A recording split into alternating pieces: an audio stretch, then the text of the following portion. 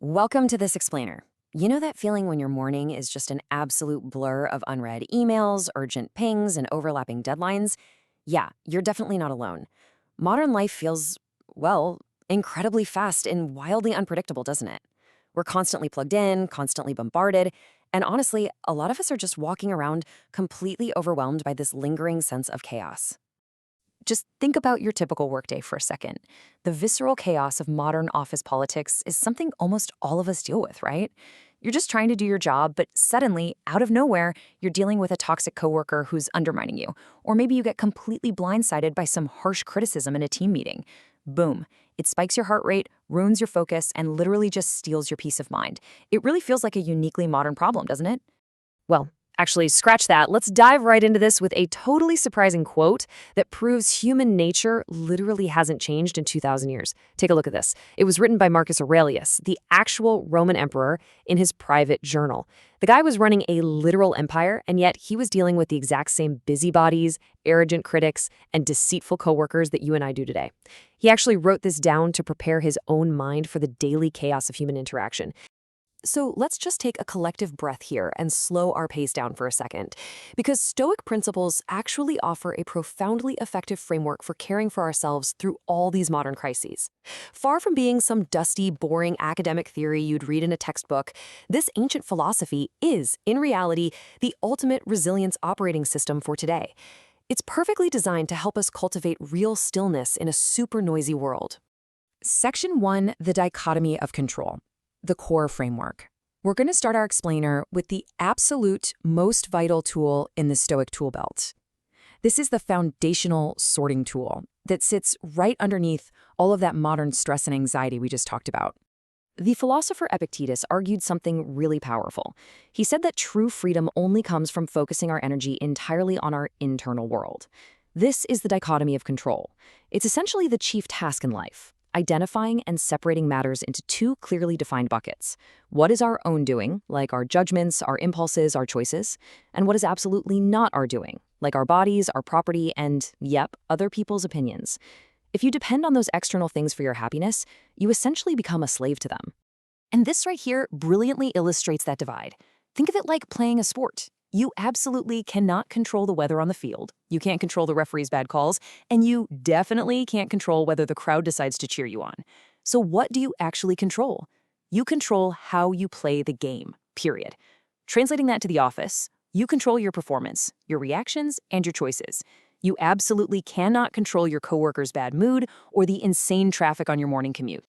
Now, when we forget that divide, that's when we panic. The philosopher Seneca perfectly diagnosed this. He said, "We are more often frightened than hurt, and we suffer more from imagination than from reality."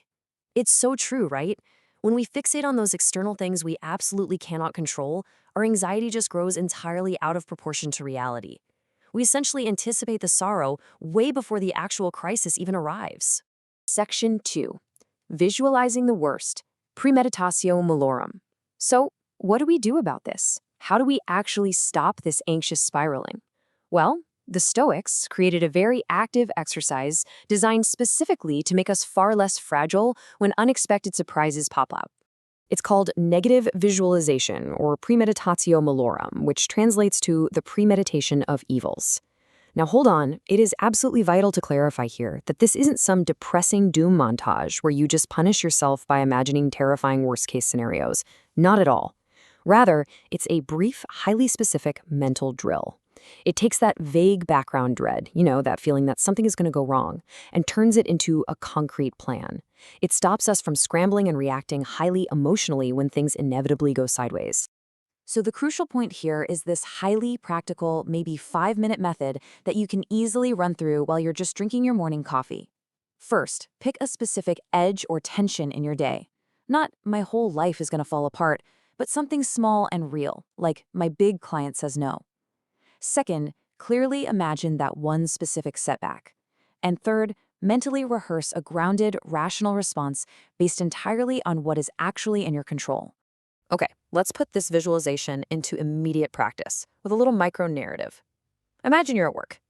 You share an idea you worked super hard on in a big team meeting, and a coworker publicly challenges it in this really condescending tone. Instantly, you feel that threat of losing status, right? Your instinct might be the scramble to get super defensive, or maybe even to attack them back. But because you actually visualized this happening this morning, how do you respond? Because you rehearsed it, your response looks exactly like this. You take a deep breath, you ask a calm, clarifying question, you mentally, completely separate their hostile tone from the actual content of what they're saying, and then you respond to the substance, not the sting. See what happened there? You take action on what is actually in your control. You keep your self-respect entirely intact instead of just reacting emotionally and desperately trying to win them back. Section 3. Loving your fate. Amor fati. All right, now that we know how to survive these obstacles without losing our composure, we're going to shift to the next incredibly powerful Stoic concept, moving beyond just surviving those obstacles to actually using them as fuel. What's truly interesting about amor fati is the massive psychological shift it demands from us. It isn't just about passively accepting a bad situation and saying, oh well, it's about looking that bad situation square in the eye. The unexpected problem, the massive failure, the really difficult coworker, and saying, good. You actively choose to see it as an opportunity to practice virtue, to learn, and to ultimately grow much stronger. Marcus Aurelius provides us with this incredibly striking metaphor for this. Think about it. A tiny little lamp is easily blown out by a gust of wind, but a roaring fire, no way. A roaring fire takes whatever you throw on top of it, whether it's obstacles, challenges, immense stress, and it completely absorbs it. It literally consumes that very material to burn even brighter and higher. And the crazy thing is, your inward power can operate the exact same way. Much later on, the philosopher Friedrich Nietzsche took this exact idea and really turned the volume all the way up, demanding we actively celebrate our fate in service of vitality. But honestly, the original Stoic acceptance, accepting reality in service of mental tranquility, is often a much more livable starting point for us. You don't have to literally call your absolute worst day a good day, but you can acknowledge that it is fate, accept the totally unchangeable past, and then focus all your energy entirely on what you choose to build next. Section 4. The Stoic Daily Routine, Putting Philosophy into Practice. Because let's be real, philosophy is completely useless if it just stays stuck in your head. So let's look at how this builds into highly practical daily routines that actually put this mental operating system into action in your everyday life. The Stoics brilliantly utilized the bookends of the day to create this really powerful learning cycle. In the early morning, you prepare. You rehearse your principles, and you actively anticipate those busybodies you are inevitably going to meet. Then, in the late evening, right before sleep, you review. You analyze your reactions throughout the day. What did I do badly? What duty was left undone? But, and this is key, you do this practically. You avoid morbid rumination or harsh self-punishment. You're just reviewing to learn for tomorrow. To make this evening review super concrete, you can use a daily self-monitoring record. Fun fact, this is a method directly inspired by ancient Stoicism that actually forms the literal basis of modern cognitive behavioral therapy today. It's pretty simple. You write down the situation that upset you. You note your initial feelings. You identify the thoughts and judgments that actually caused those feelings. You run a quick control check, was it up to me? And finally, you evaluate your actions against your core principles. And doing this kind of rigorous self-monitoring leads directly to true ethical development. As we consistently practice these daily routines, gaining some much-needed psychological distance from our knee-jerk reactions, and relentlessly focusing on what we can control, a remarkable shift happens. We naturally start moving away from intense, misguided anxieties and passions, and we begin replacing them with healthy, rational, good emotions, like genuine joy and reasonable caution. While we have covered a massive amount of ground today, from managing toxic office conflict all the way to embracing severe adversity as fuel. To wrap up our explainer, I want to leave you with a really memorable, highly provocative thought test derived right from that amor fati exercise. Look at the question on the screen. If you had to live this exact life again, every single tiny detail infinitely, would you choose it?